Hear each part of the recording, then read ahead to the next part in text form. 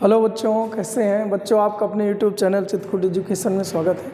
बच्चों एक बात है, मान लीजिए आप कहीं जा रहे हो, जाते जाते आपको कई रास्ते मिल जाएं, तो आपको डिसाइड करना पड़ता है कि सही रास्ता कौन सा है। ये मैं इसलिए कह रहा हूँ कि आप इस जीवन की राह को काटने में उस जगह पर खड़े हैं, उस चौराहे पे खड़े हैं जिस पर आपको डिसाइड करना है कि किस रास्ते को पकड़ा जाए। क्योंकि अभी तक आप बच्चे थे, अब आगे का जो लाइफ है वो आपको स्वयं काटना। अभी तक माँ बाप का, मित्र गणों का, सभी का सहयोग था, लेकिन अब आगे सहयोग तो रहेगा, लेकिन आप भी अब उसमें निर्णय करेंगे, आप भी अपना सहयोग करेंगे। अतः एक छोटी सी बात कहना है कि सभी फैसले होते नहीं सिक्के उछाल के। ये जिंदगी के मामले हैं, ये जिंदगी के मामले हैं, ज़रा देखभाल के। ये जिंदगी के मामले हैं, ज़रा देखभाल के। आंधी उड़ा ले गई ये बात और थी, आंधी उड़ा ले गई ये बात और थी, कहने को हम भी थे एक मजबूत डाल के, कहने को हम भी थे एक मजबूत डाल के। अब जीवन सुधर गया जब आप आगे निश्चित रास्ता पा जाओगे, मतलब चौराहे का वो रास्ता ढूंढ ले जाओगे जहाँ आपको एक निश्चित लक्ष्य मिलने वाला है। क्योंकि यही निर्णय करना है, सब सिक्के उछाल के नहीं कि अब ये सिक्का हेड आया हम इस रास्ते में चले जाएंगे। तो जब आपका रास्ता सुधर जाएगा, तो फिर से मेरा कहना है कि जब जीवन सुधर गया तो सभी रत्न मिल गए, अब और क्या करेंगे समुंदर खंगाल के।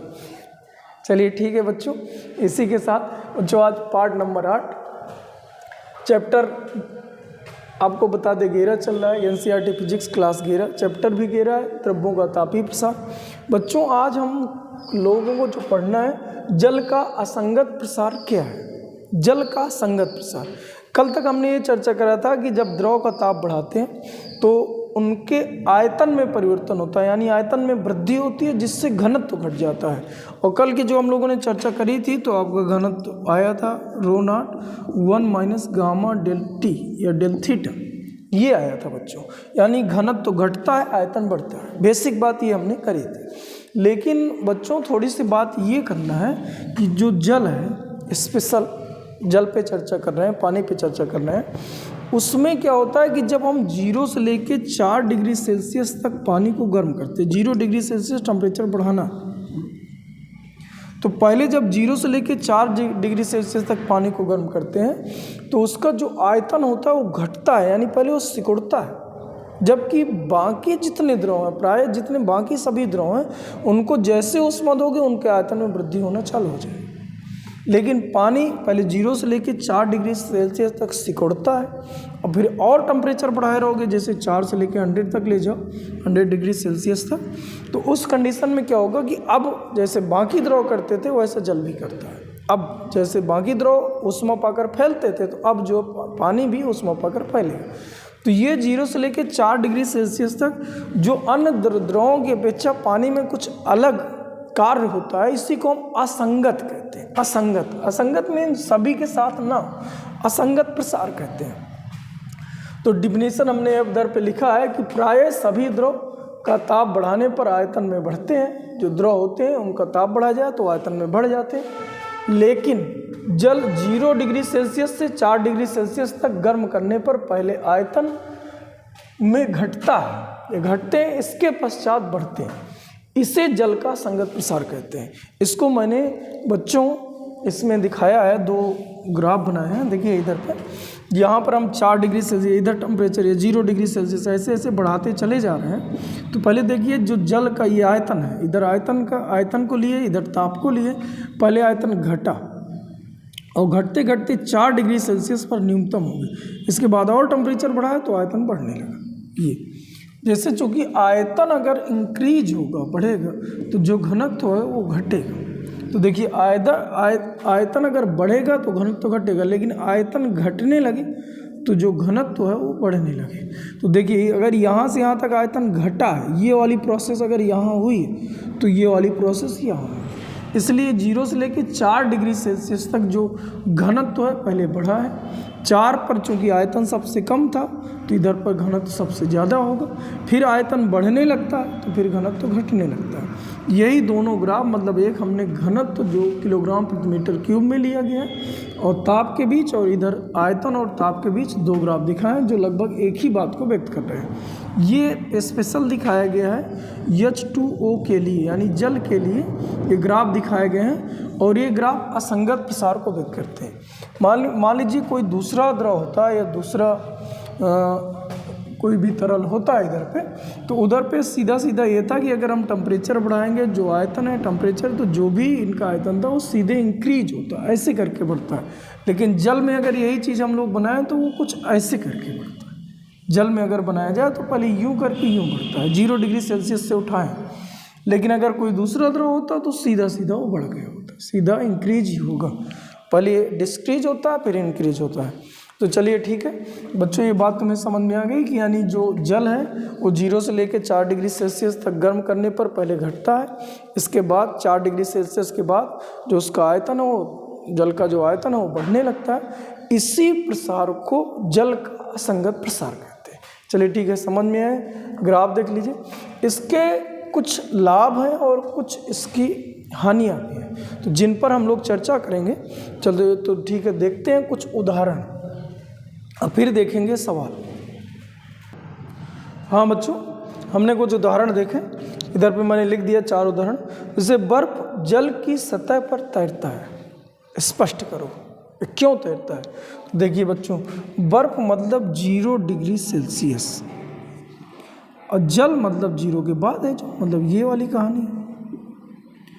अब इधर पे अगर हम लोग देखें तो जो बर्फ का आयतन है, अब ये यहाँ का आयतन ना देख लेना कि जल का आयतन बर्फ से ज़्यादा है, क्योंकि बर्फ जहाँ पर डली होगी, जैसे मान लीजिए इसमें पानी है, अब इसमें हमने बर्फ का एक टुकड़ा डाल दिया बच्चों, मान लीजिए टुकड़ा डाल दिया, तो अब इधर का जो जल होगा उसका टेम्परेचर इसी के आसपास होगा, क्योंकि इसका टेम्परेचर 0 डिग्री सेल्सियस या इससे कम है, ये बर्फ़ का टुकड़ा।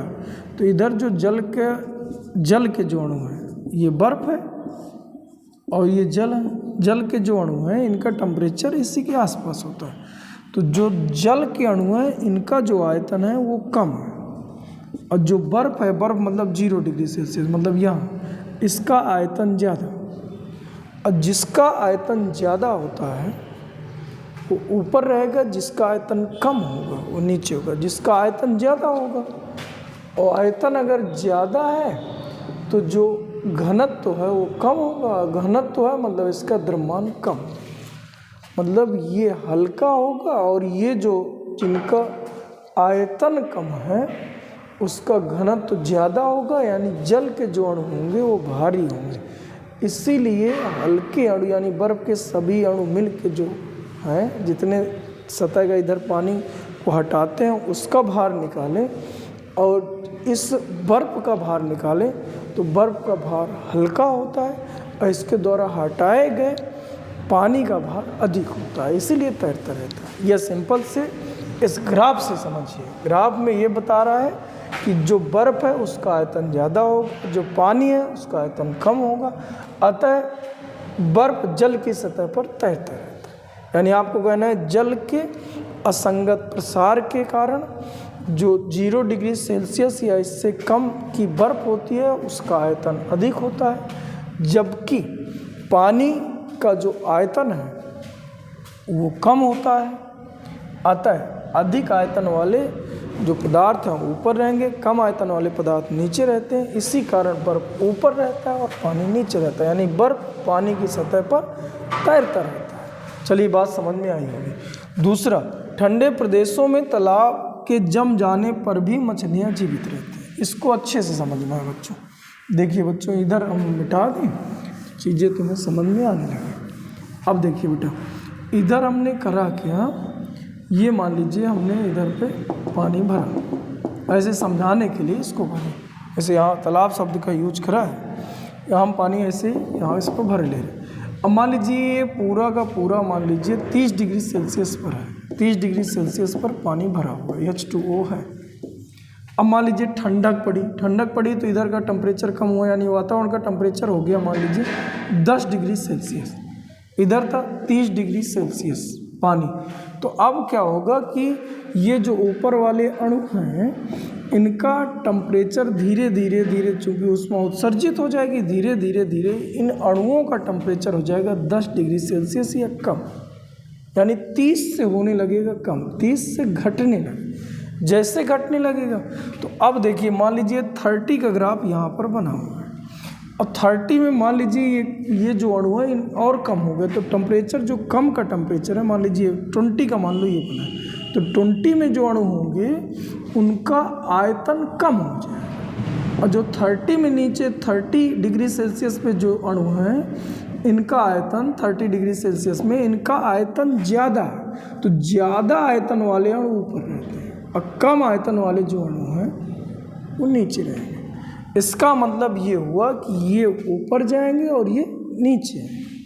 अब बच्चों अगर ये नीचे आने लगे या ऊपर जाने लगे तो धीरे धीरे ये सर्कुलेशन होते होते पूरे का टेम्परेचर 10 डिग्री सेल्सियस हो जाता है। ये ऊपर जाएंगे, ठंडे होंगे तो ठंडे होकर भारी हो जाएंगे, क्योंकि घनत्व उनका बढ़ जाएगा, आयतन घट जाएगा, भारी हो जाएंगे, नीचे आ जाएंगे। और नीचे जो हल्के अणु थे जिनका आयतन ज़्यादा था, मतलब घनत्व कम था, घनत्व जिनका कम होता है वो हल्के अणु होते हैं, वो ऊपर जाएंगे। अब ऐसे प्रोसेस चलती रहती है। मान लीजिए और टेम्परेचर डाउन हुआ, 4 डिग्री सेल्सियस पर आ गए, तो अब ये अणु और कम टेम्परेचर पे हो जाएंगे, 4 डिग्री सेल्सियस पे हो जाएंगे। तो 4 डिग्री सेल्सियस पे घनत्व है वो सबसे कम होता है, यानी इनका आयतन जो होता है वो सबसे कम होता है। इसका मतलब इनका जो घनत्व है सबसे ज़्यादा, घनत्व जिसका ज़्यादा वो भारी, यानी 4 डिग्री सेल्सियस पे जो जल के अणु होंगे, ये अणु हैं ये भारी हो जाएंगे तो नीचे आएंगे और ये ऊपर जाएंगे, ऐसे होगा। लेकिन जैसे 4 डिग्री सेल्सियस में पूरा द्रव बदल चुका है, इसके पश्चात मान लीजिए अब इधर का टेम्परेचर 2 डिग्री सेल्सियस हो गया, ऊपर के अणुओं का टेम्परेचर 2 डिग्री सेल्सियस हो गया। तो अब 2 डिग्री सेल्सियस का ग्राफ देखिए तो इनका आयतन फिर से बढ़ गया, यानी ये अणुओं का आयतन बढ़ गया।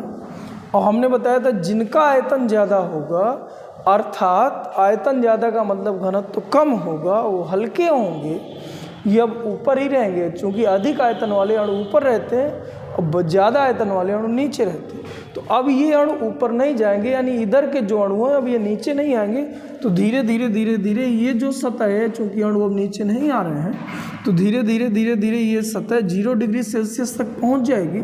और 0 डिग्री सेल्सियस पर इन अणुओं का आयतन और अधिक हो जाएगा, ये जबकि इनका आयतन कम हो जाएगा, और जिनका आयतन ज़्यादा होते हैं वो अणु ऊपर होते हैं, अतः ये अणु ऊपर के ऊपर ही बने रहते हैं।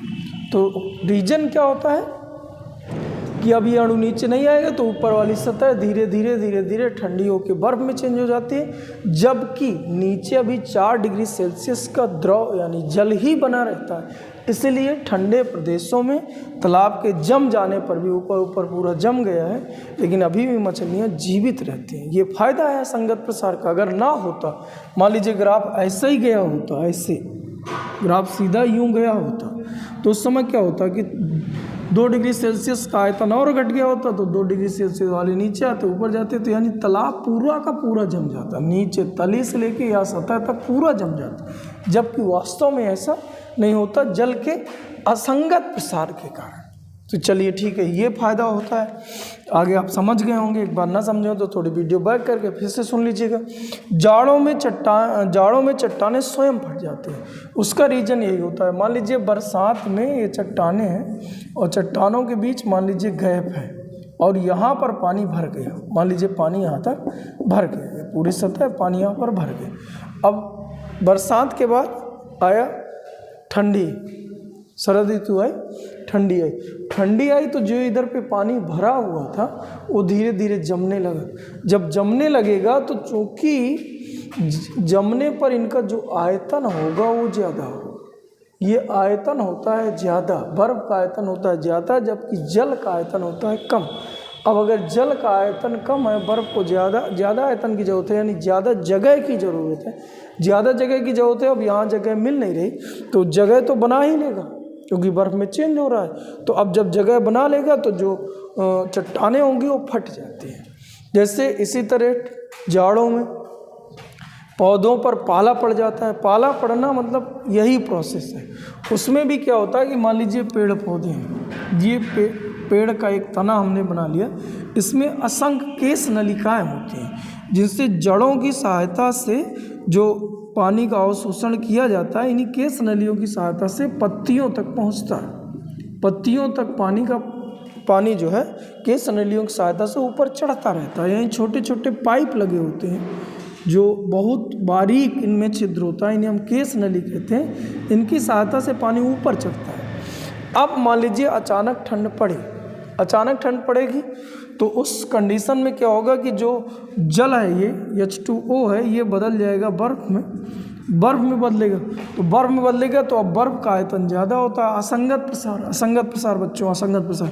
तो अब आयतन ज़्यादा है तो अब इन्हें ज़्यादा जगह की ज़रूरत है। अब ज़्यादा जगह यहाँ मिलेगी नहीं तो क्या करेंगे, जो ये केश नलिका है यानी ये जो नसें हैं, इन नसों को फाड़ देता है। और ज़्यादा जगह चाहिए, नसें फट जाती हैं। और जब नसें फट जाती हैं तो पूरा का पूरा पेड़ सूख जाता है। इसे हम पाला पड़ना कहते हैं। यानी जो है जल के असंगत प्रसार की ये हानि भी है। जल में अगर असंगत प्रसार ना होता तो नसें कभी फटती नहीं, लेकिन जैसे ही बर्फ़ में चेंज होता है इसका आयतन बढ़ता है। आयतन बढ़ने का मतलब ज़्यादा जगह चाहिए, ज़्यादा जगह होगी नहीं इन नसों में, ये पहले से फिक्स होती हैं तनों पे जिसमें पानी चढ़ रहा है। अब इस कंडीशन में उन्हें ज़्यादा जगह चाहिए, ज़्यादा जगह मिली नहीं, नसें फट गई, केश नलिकाएँ फट गई, जिससे पूरा का पूरा पेड़ सूख जाता है। इस तरह से इस घटना को हम लोग कह सकते हैं या कहा जाता है पौधों पर पाला पड़ना। तो इस तरह से हम जल के असंगत प्रसार के कुछ लाभ भी देखें, कुछ हानि भी देखें, जल का असंगत प्रसार क्या है ये भी देखें। बच्चों अब इससे संबंधित कुछ सवाल देखते हैं, कुछ क्वेश्चन देखते हैं। इसे मैं मिटाए दे रहा हूँ, इसके बाद हम कुछ क्वेश्चन देखेंगे।